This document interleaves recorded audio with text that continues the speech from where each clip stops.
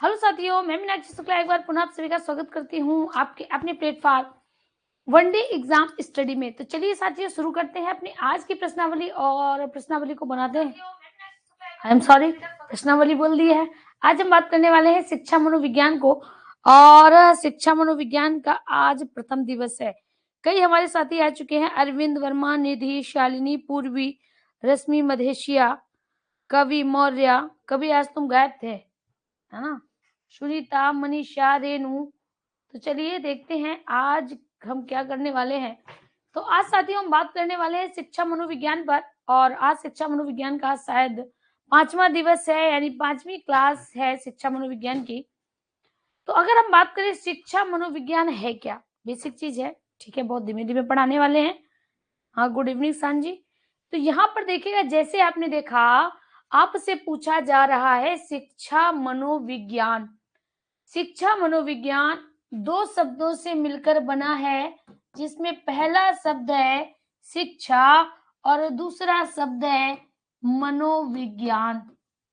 यानी अगर आपसे पूछा जाए शिक्षा मनोविज्ञान का अर्थ क्या है, तो आप क्या कहेंगे? आप कहेंगे शिक्षा मनोविज्ञान दो शब्दों से मिलकर बना है। शिक्षा मनोविज्ञान दो शब्दों से मिलकर बना है, जिसमें पहला शब्द है शिक्षा और दूसरा शब्द है मनोविज्ञान। मनोविज्ञान किसे कहते हैं? मनोविज्ञान किसे कहते हैं? तब आप कहेंगे व्यवहार का अध्ययन। वर्तमान में व्यवहार का अध्ययन ही मनोविज्ञान कहलाता है।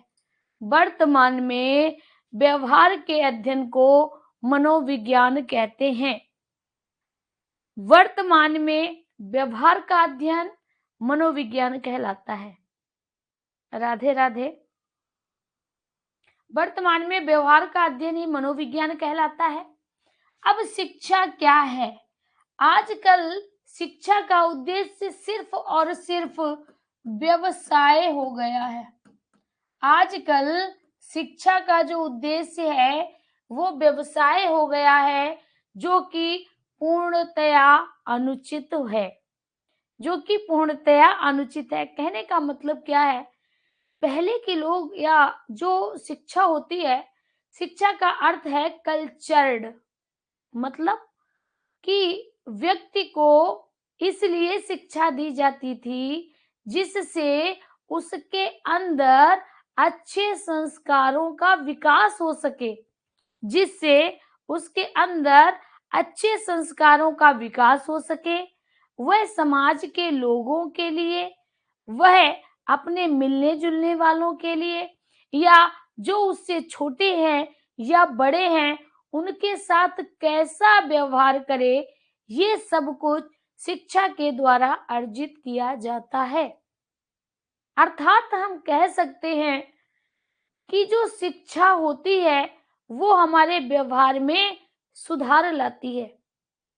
जो हमारे अंदर कमियां होती हैं, जो हमारे अंदर गलतियां होती हैं, जो हमारे अंदर अशुद्धियां होती हैं, जो हमारे अंदर खराबियां होती हैं, उनको बाहर निकालना, उनको बाहर निकालना, और जो हमारे लिए अच्छा है, जो समाज की दृष्टि में अच्छा है, जो हमारे समाज के द्वारा मान्य है, ऐसे व्यवहारों को हमारे अंदर डालना और बुरी आदतों को बाहर निकालना।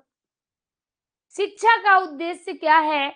कि जितनी भी हमारे अंदर बुरी हैबिट्स हैं उनको बाहर निकालना, और जितनी भी स्वस्थ हैबिट्स हैं, स्वतंत्र आदतें हैं, स्वतंत्र इच्छाएं हैं, स्वतंत्र आदतें हैं, उनका हमारे लिए निर्माण करना।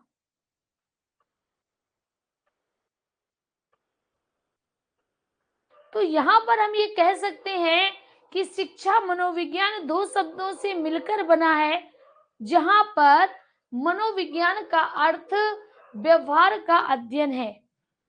जहां पर मनोविज्ञान का अर्थ व्यवहार का अध्ययन है और शिक्षा का अर्थ व्यवहार में सुधार है। जिसका अर्थ, शिक्षा का अर्थ क्या है? शिक्षा का ये अर्थ है व्यवहार में सुधार या व्यवहार का परिमार्जन। हम किस शब्द का प्रयोग करेंगे? परिमार्जन। परिमार्जन का अर्थ क्या है कि जो अच्छी हैबिट्स हैं, अच्छी आदतें हैं, स्वस्थ आदतें हैं, उनका हमारे अंदर कहते हैं अपनाया जाना, हमारे अंदर डाला जाना, और जितनी भी बुरी आदतें हैं, बुरी हैबिट्स हैं, नकारात्मक चीजें हैं, उनको हमारे शरीर से बाहर निकालना। जैसे एक छोटा बच्चा है, स्कूल जाता है और वह बच्चा बहुत ज्यादा उल्टा सीधा बोलता है, झूठ बोलता है, चोरी करता है ना, और भी कई चीजों को करता है। तो जो उसके टीचर होते हैं, जो उसके शिक्षक होते हैं, तो पहले तो वो क्या करते हैं, उसके व्यवहार को सुधारने की कोशिश करते हैं, डांटते हैं। मतलब ये कहना नहीं चाहिए, क्योंकि आजकल का जो मनोविज्ञान यानी जो शिक्षा है, शिक्षा कहती है कि बच्चे को डराना नहीं चाहिए, बच्चे को मारना नहीं चाहिए। सीधा सीधा कहता है कि बच्चे को डराना और मारना नहीं चाहिए। तो यहाँ पर कहने का बिल्कुल सीधा सा तात्पर्य है कि जब बच्चा जाता है तो उसके अंदर जो भी बैड हैबिट्स होती हैं, गंदी आदतें होती हैं, उनको परिमार्जित किया जाता है। बुरी आदतों को हटाया जाना और अच्छी आदतों का डेवलप किया जाता है बच्चे के अंदर। उसी को कहते हैं परिमार्जन, उसी को कहते हैं परिमार्जन। तो हमने क्या कहा, शिक्षा मनोविज्ञान क्या है? हमने आपसे पूछा शिक्षा मनोविज्ञान क्या है, तो आपने एक सीधी लाइन में आंसर दिया। आपने ये कहा कि शिक्षा का व्यवहार का अध्ययन करके। हमने क्या किया? पहले व्यवहार का अध्ययन किया मनोविज्ञान के अंतर्गत। पहले हमने बालक को देखा कि बालक का व्यवहार कैसा है, उसमें कौन सी आदतें अच्छी हैं, कौन सी बातें खराब हैं, कौन सी आदतों को हटाना है, कौन सी आदतों का निर्माण करना है। तो ये कैसे देखा? मनोविज्ञान का जब हमने मनोविज्ञान के तहत जब हमने व्यवहार का अध्ययन किया, ठीक है।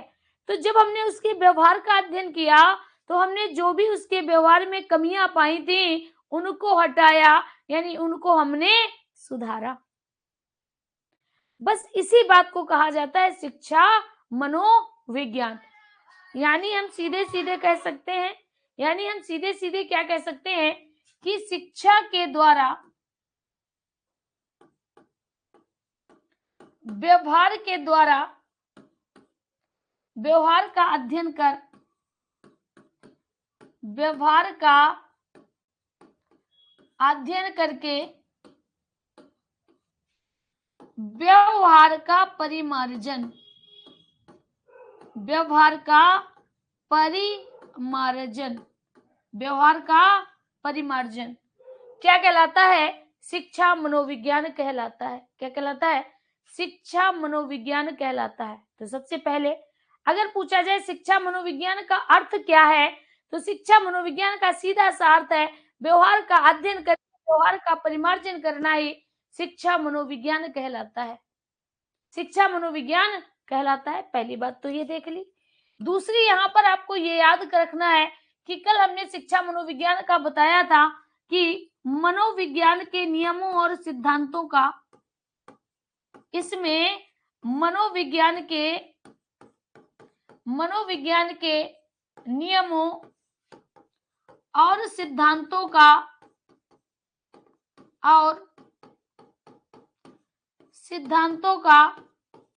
शिक्षा के क्षेत्र में प्रयोग, शिक्षा के क्षेत्र में प्रयोग। मनोविज्ञान के नियमों और सिद्धांतों का शिक्षा के क्षेत्र में प्रयोग ही शिक्षा मनोविज्ञान कहलाता है। शिक्षा मनोविज्ञान कहलाता है। क्या इतनी बात आप सभी को समझ में आ गई कि शिक्षा क्या है? तो आप कभी भी पूछा जाए शिक्षा क्या है, तब आप कहेंगे व्यवहार का परिमार्जन होती है। अगर पूछा जाए मनोविज्ञान क्या है, तो व्यवहार का अध्ययन होती है। पहले हमने व्यवहार का अध्ययन किया, फिर उस व्यवहार का अध्ययन करने के बाद हमने उसके व्यवहार को परिमार्जित कर दिया बस इसी को शिक्षा मनोविज्ञान कहा गया, इसी को शिक्षा मनोविज्ञान कहा गया।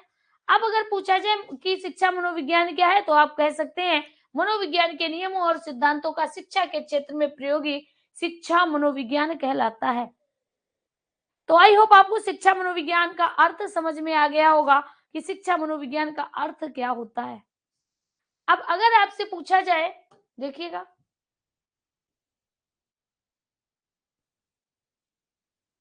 अगला पॉइंट क्या है, अगला अगर पॉइंट आपसे पूछा जाए कि शिक्षा मनोविज्ञान का इतिहास क्या है, यानी शिक्षा मनोविज्ञान का जन्म कब हुआ है, इसके विषय में बताइए थोड़ा कि शिक्षा मनोविज्ञान का इतिहास क्या रहा है। तो शिक्षा मनोविज्ञान के इतिहास में अलग अलग मतभेद हुए। सबसे पहले इसके क्षेत्र में काल्सनिक महोदय आए और काल्सनिक महोदय ने बोला, सबसे पहले कौन आए, काल्सनिक महोदय आए और काल्सनिक महोदय ने ये कहा कि शिक्षा मनोविज्ञान का जन्म, शिक्षा मनोविज्ञान का जन्म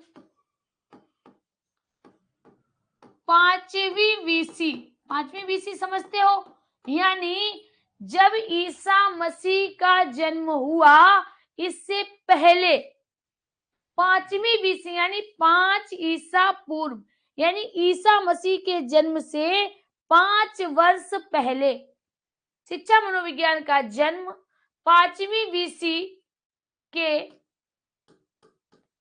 यूनानी दार्शनिकों से माना जाता है। किससे माना जाता है, यूनानी दार्शनिकों से माना जाता है, यूनानी दार्शनिकों से माना जाता है। तो हमने ये क्या कहा कि काल्सनिक महोदय ने कहा शिक्षा मनोविज्ञान का जन्म 5वीं बीसी के यूनानी दार्शनिकों से माना जाता है। ये डेफिनेशन, ये शिक्षा मनोविज्ञान के इतिहास के विषय में काल्सनिक महोदय का तथ्य था, काल्सनिक महोदय ने कहा। अब यहाँ पर अगर दूसरी डेफिनेशन देखी जाए तो दूसरे एक और हमारे मनोवैज्ञानिक हैं जिनका नाम है स्किनर। स्किनर ने कहा कि शिक्षा मनोविज्ञान का समय, यानी शिक्षा मनोविज्ञान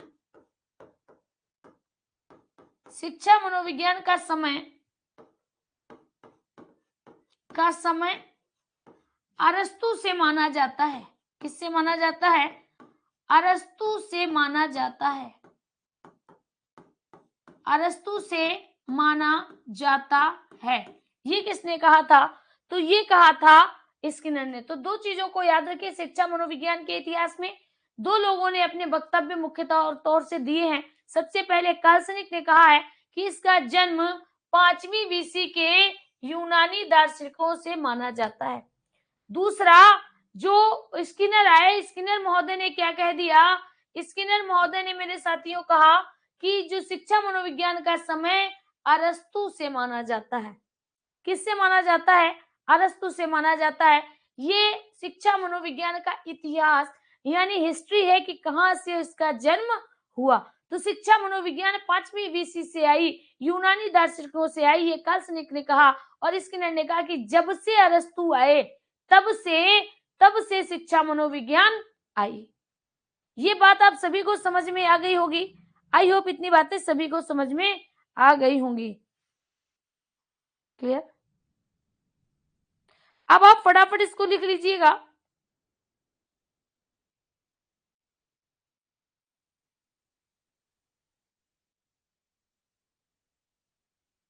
जल्दी से लिख लीजिएगा। आई होप 2 लाइनें आपको लिखनी है और ये चीज आपको समझ में आ गई होगी।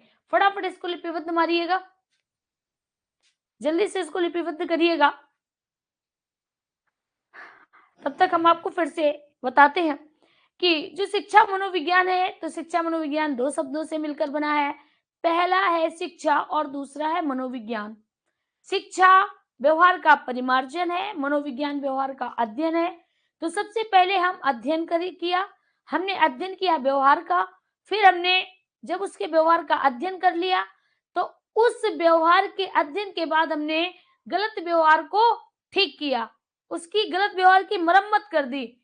तो उसको हम क्या कहेंगे? व्यवहार का परिमार्जन। व्यवहार का अध्ययन करके व्यवहार का परिमार्जन करना ही शिक्षा मनोविज्ञान कहलाता है।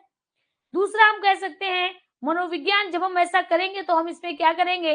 मनोविज्ञान के नियमों और सिद्धांतों का प्रयोग करेंगे। तो मनोविज्ञान के नियमों और सिद्धांतों का प्रयोग करना ही शिक्षा मनोविज्ञान कहलाता है। क्या कहलाता है? शिक्षा मनोविज्ञान कहलाता है। बात समझ में आ गई? बस 2 लाइनें अभी लिखाई हैं, नोट कर लिए सभी?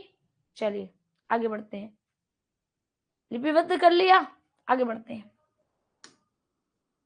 अब यहाँ पर अगर आपसे पूछा जाए कि जो अरस्तु थे, अरस्तु ने साथियों कौन कौन सी अध्ययन पद्धतियां दी थी?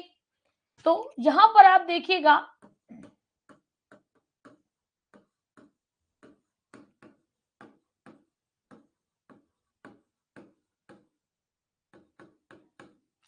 अरस्तु की अध्ययन पद्धति, यानी जो राइटर थे, सॉरी जो मनोवैज्ञानिक थे अरस्तु, उन्होंने क्या कहा? तो उनकी अध्ययन पद्धतियां कौन कौन सी थी? सबसे पहले अरस्तु ने ये कहा कि जो भी छात्र हैं, सभी छात्रों में व्यक्तिगत भिन्नताएं पाई जाती हैं। जैसे हम में कुछ अच्छाई भी है, कुछ बुराई भी है। आप में कुछ अच्छाई भी होंगी, कुछ बुराई भी होगी। आप कुछ कुछ अपने, जैसे एक माँ के 2 अगर संतानें हैं, तो एक बच्चा अच्छा हो सकता है, एक व्यक्ति नालायक, एक बच्चा नालायक हो सकता है। या हो सकते हैं दोनों बच्चे अच्छे हों, या हो सकता है दोनों बच्चे खराब हों, या हो सकते हैं एक बच्चा बहुत पढ़ने में अच्छा हो और एक बच्चा बहुत पढ़ने में खराब हो। तो कहने का मतलब ये है सीधा-सा कि अगर एक माँ की 2 संतानें अलग-अलग हो सकती हैं, अगर एक माँ की 2 संतानें अलग-अलग हो सकती हैं, तो सभी व्यक्ति, सभी बच्चों में कुछ ना कुछ भिन्नताएं पाई जाती हैं। और अगर सभी बच्चे एक दूसरे से भिन्न हैं, सभी बच्चे एक दूसरे से अलग हैं, तो हम उनको एक साथ शिक्षा कैसे दे सकते हैं? एक साथ शिक्षा कैसे दे सकते हैं? ये अरस्तु ने कहा था। और अरस्तु ने ये कहा था कि अलग-अलग,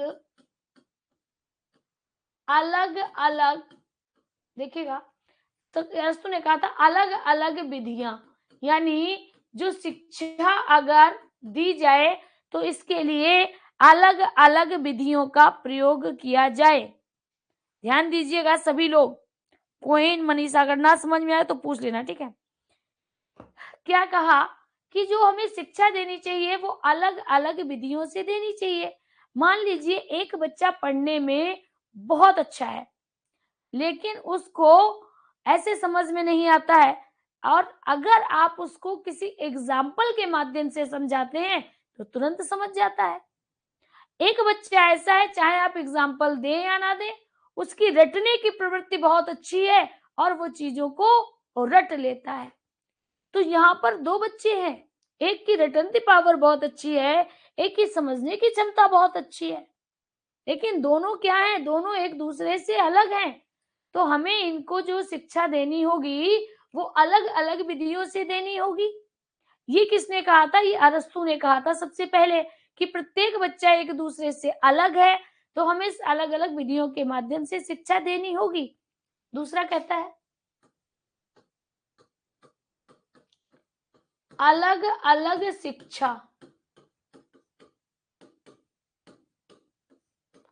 अब यहाँ पर क्या कहा गया कि शिक्षा भी अलग-अलग प्रकार की होनी चाहिए, एक प्रकार की नहीं होनी चाहिए। जैसे अगर कोई, मान लीजिएगा एक बच्चा ऐसा है जिसको जीव जंतुओं में बहुत इंटरेस्ट है, या एक बच्चा ऐसा है जो बहुत अच्छा गाता है, एक बच्चा ऐसा है जो बहुत अच्छा डांस करता है, एक बच्चा ऐसा है कि जो बहुत अच्छा लेखक है, एक बच्चा ऐसा है जो एक्टिंग बहुत अच्छी करता है। और मान लीजिएगा अगर हम सभी को एक साथ शिक्षा देंगे, एक जैसी शिक्षा देंगे, तो अगर हम एक जैसी शिक्षा देंगे तो सभी बच्चे एक जैसे बनेंगे। अगर हम एक जैसी शिक्षा देंगे तो सभी बच्चे एक जैसे बनेंगे। तो अगर उनके अंदर भिन्नताएं हैं, अगर वो अलग-अलग हैं, तो हमें उनको अलग अलग विधियों से शिक्षा भी देनी है और अलग अलग शिक्षा भी देनी है। तो दोनों चीजें याद रखिएगा कि अलग अलग विधियों से शिक्षा देनी है, दूसरा याद रखिए अलग अलग शिक्षा भी देनी है, अलग अलग शिक्षा देनी है। अब देखिएगा यहां पर बात करता है तीसरा, कहता है स्वतंत्र एवं मुक्त शिक्षा। क्या कहता है? स्वतंत्र एवं मुक्त शिक्षा। यहां पर स्वतंत्र एवं मुक्त शिक्षा का मतलब यह है कि व्यक्ति को जो शिक्षित करना है, जो शिक्षा लेनी है, उसके लिए हमें उसके साथ साथ चलना है, अपनी मर्जी उस पर नहीं थोपनी है, यानी उस पर एक्स्ट्रा बर्डन नहीं डालना है, उसको फ्री होकर शिक्षा प्राप्त करने के अवसर प्रदान करवाने हैं। ये सबसे पहले किसने कहा था? अरस्तु ने कहा था। तो अरस्तु ने 3 प्रकार की अध्ययन विधियां बताई। सबसे पहले अलग अलग विधियों के माध्यम से शिक्षा दी जाए, आज सभी को अलग अलग प्रकार की शिक्षा दी जाए, जिसकी जिसमें रुचि है उस प्रकार से शिक्षा दी जाए। और तीसरा कहा है कि स्वतंत्र एवं मुक्त शिक्षा, यानी उस पर अपनी मर्जी नहीं थोपनी है, उसको स्वतंत्र वातावरण में शिक्षा देनी है। और मुक्त शिक्षा, मुक्त साहचर्य, देखिएगा सह मतलब क्या होता है? साथ साथ, और चर मतलब होता है चलना, यानी जैसा बच्चा चल सकता है हमें ठीक वैसे ही उसको आगे बढ़ाना है। बच्चा जैसे चल सकता है स्टेप बाय स्टेप, तो हमें उसको वैसे ही आगे बढ़ाना है। ये किसने कहा था? अरस्तु ने कहा था। ये अरस्तु की अध्ययन पद्धतियां थी, ये अरस्तु की अध्ययन पद्धतियां थी जो कि शिक्षा मनोविज्ञान से संबंधित थी। क्लियर? बात समझ में आ गई? आगे बढ़ते हैं, अगली बात करते हैं। अगली बात क्या है? रूसो की प्रगतिवादी विचारधारा।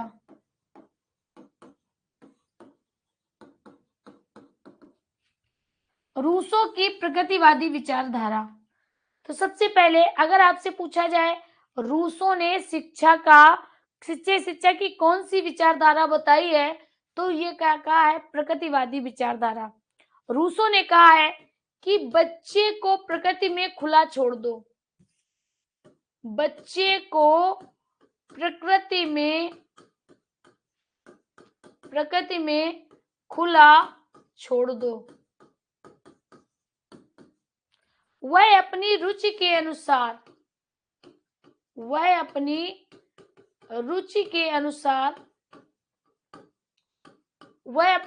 अनुसार अपना विकास स्वयं कर लेगा, वह अपना विकास स्वयं कर लेगा। ये किसने कहा था? रूसो ने कहा था। किसने बोला था? रूसो ने कहा था। तो रूसो की जो विचारधारा थी वो प्रकृतिवादी थी, यानी वो प्रकृति, नेचर पर विचारधारा, उन्होंने नेचर पर विचारधारा दी। जैसे आपने लूसी ग्रे की कहानी पढ़ी होगी, I hope high school enter में थी। लूसी ग्रे एक पोएम थी, है ना, विलियम वर्ड्सवर्थ के द्वारा लिखी गई थी। तो यहाँ पर कहते हैं, इंग्लिश की पोएम थी, शायद आई होप आप लोगों ने 9th या 10th में पढ़ा होगा, है ना। एक फाउंटेन थी, लूसी ग्रे थी, इस तरह की थी। तो वहां पर जो लूसी थी ना, उसको भी प्रकृति ने बनाया था। बाद में ये पता चला, हाँ भाई पता क्या चला, आज तक हमको ये नहीं समझ में आया कि वो वास्तव में थी या सिर्फ और सिर्फ कवि की कल्पना थी, ये नहीं समझ में आया। तो यहाँ पर कहा है, हाँ, रूसो की जो विचारधारा थी वो प्रकृतिवादी विचारधारा थी। उन्होंने क्या कहा है कि बच्चे को स्वतंत्र छोड़ दो, प्रकृति में खुला छोड़ दो, जिसमें उसकी रुचि होगी वह उसी को अपना लेगा। और ये बात रियलिटी है। मान लीजिएगा, सपोज करिएगा सान कि तुम एक बहुत अच्छे गायक बनना चाहते हो, या तुम चित्रकार बनना चाहते हो, तुम एक्टर बनना चाहते हो, कुछ भी बनना चाहते हो, और मान लीजिएगा अगर आपकी फैमिली में सब डॉक्टर हैं, तो आप पर ये दबाव पड़ेगा कि आप भी डॉक्टर बन जाएं, ये फैमिली का प्रेशर रहता है।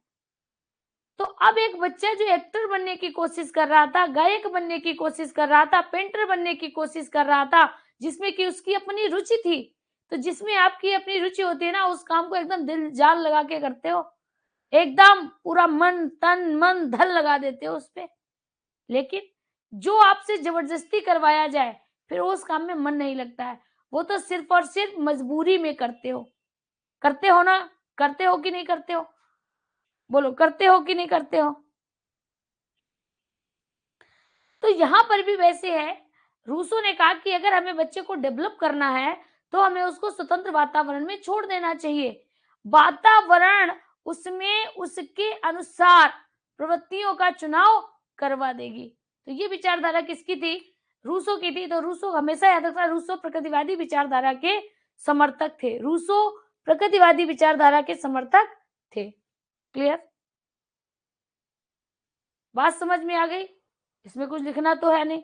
अब आगे बात करते हैं, इसके आगे बढ़ते हुए बात करते हैं शिक्षा मनोविज्ञान की प्रयोगशाला के विषय में। आगे देखिएगा यहाँ पर क्या करते हैं, ये तो लिख लिया होगा आपने। अब हम बात करते हैं शिक्षा मनोविज्ञान की प्रथम प्रयोगशाला। देखिएगा,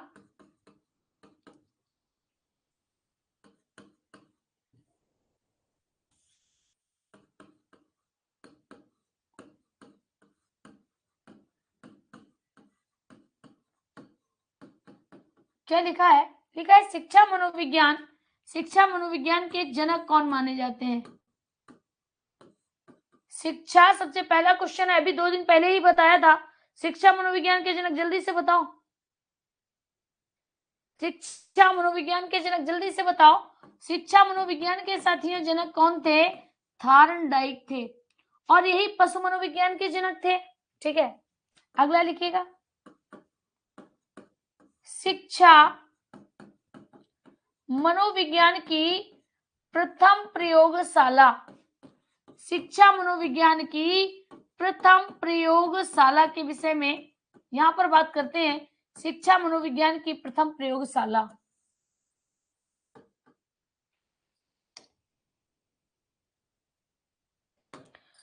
देखिएगा, अगर पूछा जाए शिक्षा मनोविज्ञान की प्रथम प्रयोगशाला किसने बनवाई, फटाफट बताइएगा।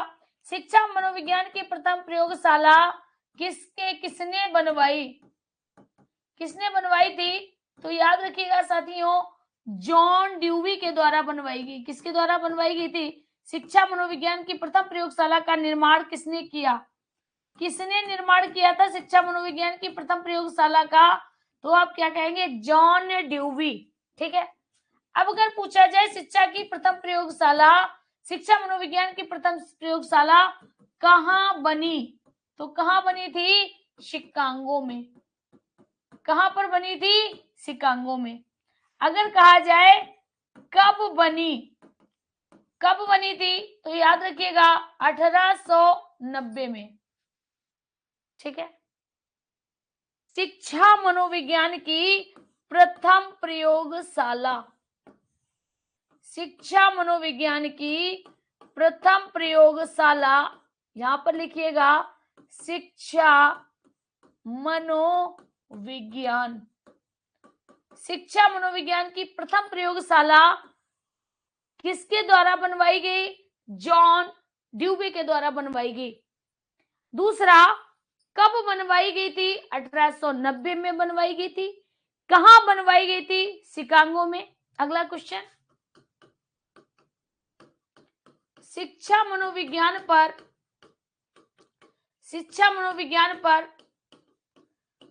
सबसे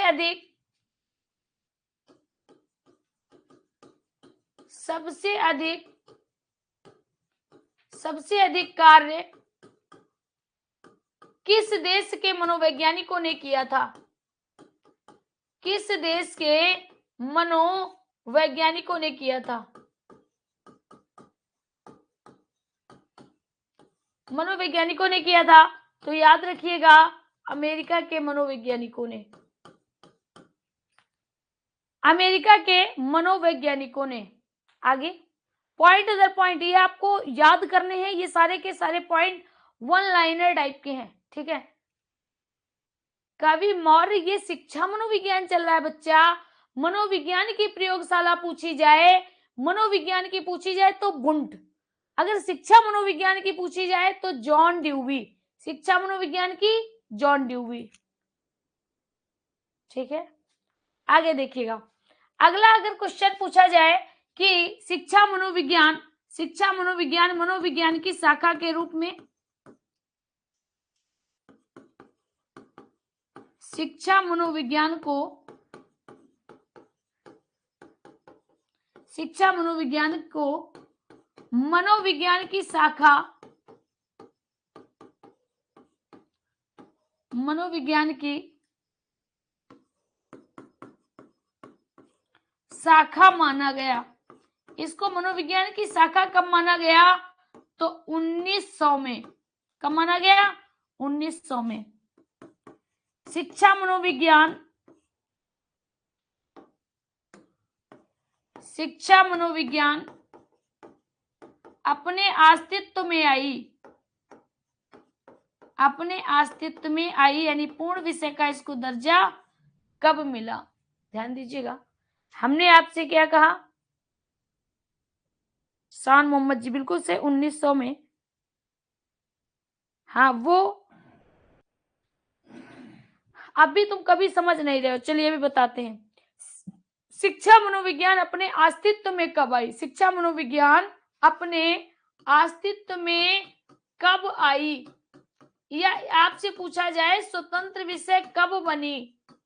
स्वतंत्र विषय कब बनी? तो स्वतंत्र विषय बनी थी 1920 में। कभी दो शब्द है, एक तो मनोविज्ञान है, मनोविज्ञान की पहली प्रयोगशाला जिसने बनवाई थी वो बुंट थे, उन्होंने जर्मनी में बनवाई थी। और इनकी अगर हम बात करें, शिक्षा मनोविज्ञान की जो प्रथम प्रयोगशाला थी वो जॉन ड्यूवी ने बनवाई थी, शिकागो में बनवाई थी। अच्छा, एक क्वेश्चन है, शिकागो कहाँ है ये बताइएगा, शिकागो कहाँ है?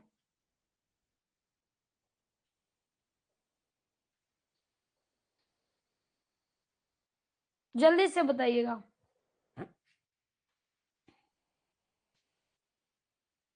जल्दी से बताइएगा कि शिकागो कहाँ है?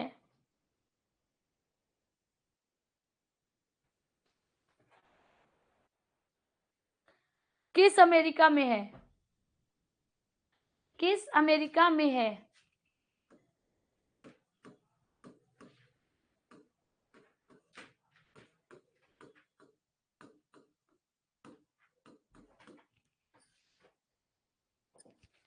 जल्दी से बताओ।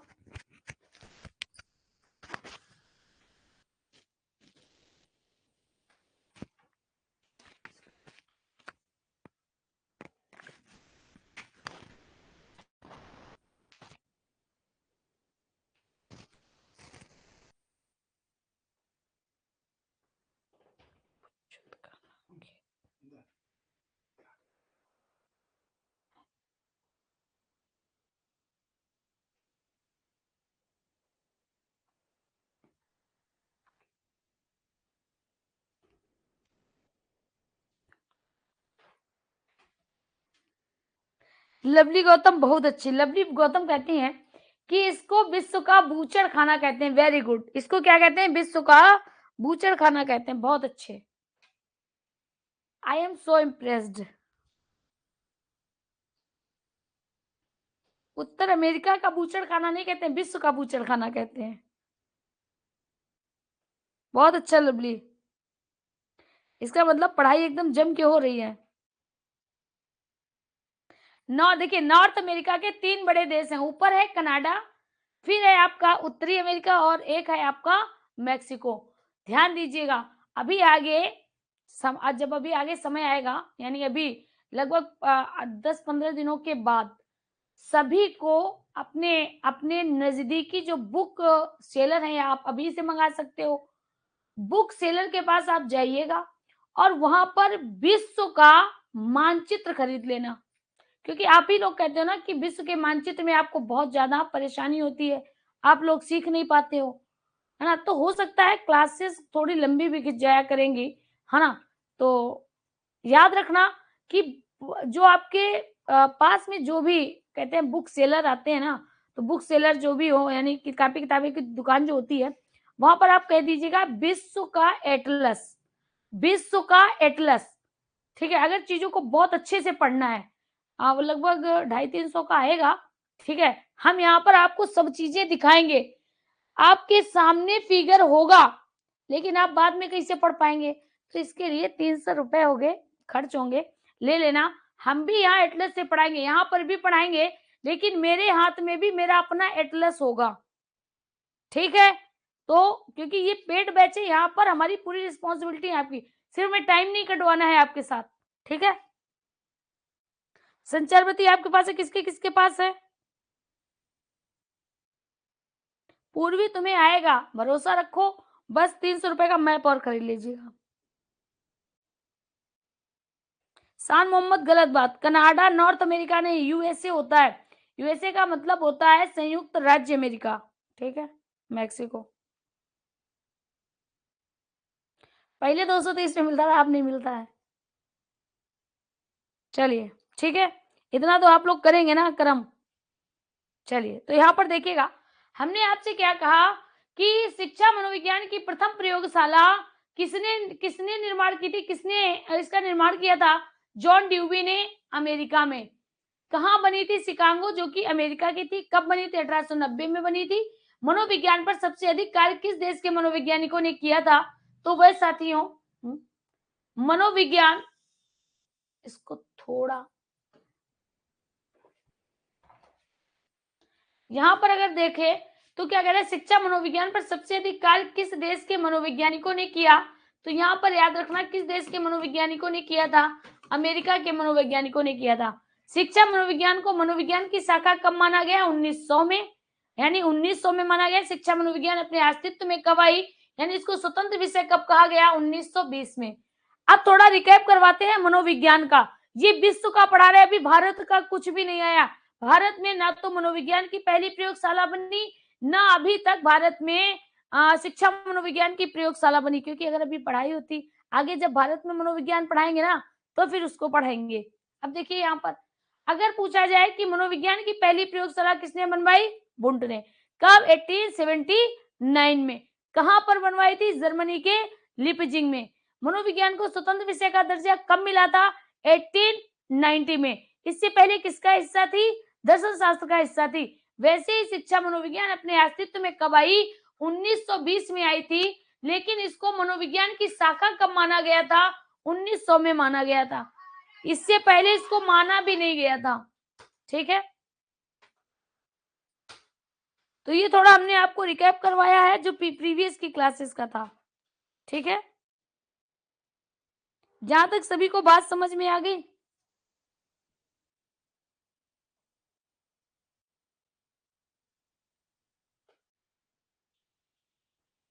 चलिए, अब देखिएगा ध्यान से, क्योंकि अगर अभी हम पढ़ाएंगे ना तो वो भी हो नहीं पाएगा। अब जो आगे की आपकी क्लास होने वाली है, ध्यान दीजिएगा, जो साथियों आगे की आपकी क्लास होगी, आज क्लास थोड़ी छोटी रही, आगे की जो क्लास होगी वो होगी शिक्षा मनोविज्ञान के परिभाषाएं। क्योंकि अगर परिभाषाएं अभी हमने पढ़ाना स्टार्ट किया तो पहले पढ़ाते हैं फिर लिखाते हैं, तो ना तो पढ़ा ही पाएंगे पूरी और ना ही लिखा पाएंगे। ठीक है, तो फिर हम शिक्षा मनोविज्ञान, कल हम बात करेंगे शिक्षा मनोविज्ञान की परिभाषाओं पर, और शिक्षा मनोविज्ञान का जो भी स्वरूप है उस पर बात करेंगे। क्लियर? क्या इतने में से आप किसी को भी अगर कोई दिक्कत है तो आप पूछ सकता है। यहाँ पर कुछ चीजें और लिख लीजिएगा, यहां से कुछ चीजें और लिख लीजिएगा। सबसे पहले पॉइंट बना के लिखिएगा कि बच्चों पर, सबसे पहले बच्चों के व्यवहार का, यानी बालकों के व्यवहार का अध्ययन सबसे पहले किसने किया? लिखना स्टार्ट करिएगा। बालकों के व्यवहार का सबसे पहले अध्ययन किसने किया था? तो याद रखिएगा, स्टैनले हॉल ने। किसने किया था? स्टैनले हॉल ने। ठीक है, अगला क्वेश्चन लिखिएगा, बाल मनोविज्ञान के जनक, बाल मनोविज्ञान, ये वेरी इंपॉर्टेंट है। ठीक है, याद करना। बाल मनोविज्ञान के जनक, बाल मनोविज्ञान के जनक कौन माने जाते हैं? तो याद रखिएगा फ्रायड। कौन माने जाते हैं? फ्रायड माने, सॉरी पियाजे। कौन माने जाते हैं? पियाजे माने जाते हैं। पियाजे माने जाते हैं। कौन माने जाते हैं? पियाजे माने जाते हैं। ठीक है, इसको लिख लो। आगे अगर आपसे पूछा जाए प्रश्नावली का निर्माण किसने किया, यानी व्यवहार के अध्ययन के लिए प्रश्नावली का निर्माण सबसे पहले किसने किया था, तो यहां पर आप पॉइंट बना के लिखिएगा। व्यवहार लिख लीजिएगा सीधे सीधे। प्रश्नावली, प्रश्नावली का निर्माण आपने जब अगर बीएड किया होगा तो बीएड में जैसे कुछ 2 पेज के या 3 पेज के एक पूरा चार्ट दिया जाता था बच्चों को और उस पे टिक लगवाने के लिए कहा जाता था। तब आपको ये नहीं पता होगा कि ये क्यों दिया जाता है, ये उनके मन को अध्ययन करने के लिए दिया जाता था कि जिस उसके अंदर जो व्यक्ति के अंदर जैसी बुद्धि होगी वो उस विकल्प को टिक करेगा। तो यहाँ पर कहता है प्रश्नावली का निर्माण सबसे पहले किसने किया था? प्रश्नावली का निर्माण सबसे पहले वुडवर्थ ने किया था। किसने किया था? वुडवर्थ ने किया था। ठीक है, लेकिन बालकों के अध्ययन करने के लिए, बालकों के व्यवहार के अध्ययन करने के लिए इसका प्रश्नावली का प्रयोग सबसे पहले किसने किया?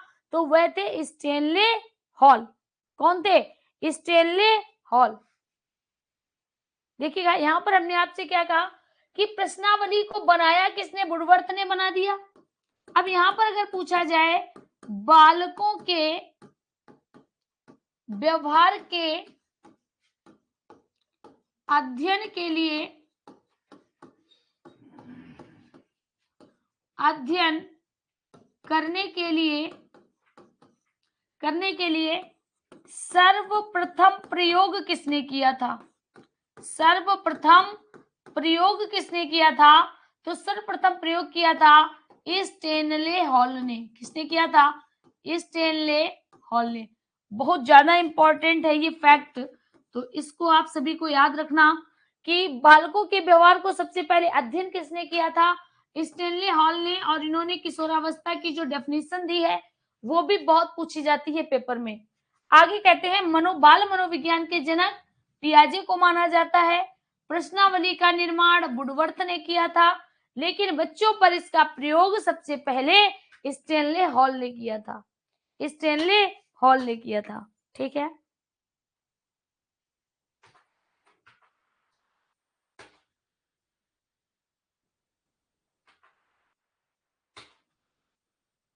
क्लियर? इतनी बात सभी को समझ में आ गई। और इसमें इतना ही था। आगे जो हमने पीछे जो भी इंपॉर्टेंट फैक्ट लिखाया है शिक्षा मनोविज्ञान से, शिक्षा मनोविज्ञान की प्रयोगशाला आप 100% याद कर लीजिएगा। मनोविज्ञान की प्रयोगशाला भी याद करिएगा, कंफ्यूज मत होइएगा। ठीक है, इसीलिए हम बहुत आराम से पढ़ा रहे हैं, फिर भी आप लोग कंफ्यूज हो जाते हैं। इसका मतलब पहले चीजें ध्यान से नहीं पढ़ी हैं। तो यहाँ पर क्या हो जाएगा? स्टेनले हॉल हो जाएगा। ठीक है, याद रखना स्टेनले हॉल ने सबसे पहले बाल गृह स्थापित किया था, बाल सुधार गृह स्थापित किया था। ठीक है, सबसे पहले बाल गृह स्थापित किसने किया था? तो वह स्टेनले हॉल ही थे। ठीक है, ये बात भी याद रखना। तो आज की क्लास में अगर कोई भी पॉइंट आपसे छूटा हुआ है तो फटाफट बताइएगा।